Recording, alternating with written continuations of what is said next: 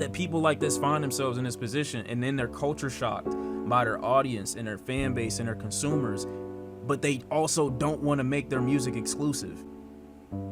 Street niggas may have had a monopoly over the way that they were perceived, and they were able to control the narrative at one point in music history, and they may have even had like a gigantic, and they still have a gigantic influence on the culture, but they've never had an influence over the business.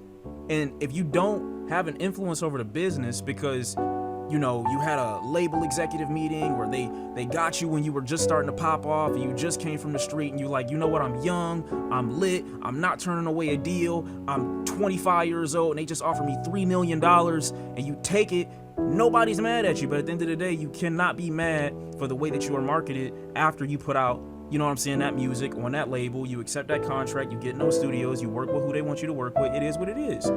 So it demands people like this, exactly like Benny the Butcher, exactly like Young Thug. It demands that they start putting out their music to people that they want to listen to it, and them only. Because that's the only way you'll be able to control the narrative is if it goes to exactly who you want it to go to. It requires you to pay. It requires you to take a pay cut. If you want only certain types of people listening to your music, that's what Benny the Butcher is kind of requesting right now. He wants a specific type of audience because he wants to be able to, or he wants a world where street niggas can control everything. That's what he wants. That's what he wants. And I'm not mad at that.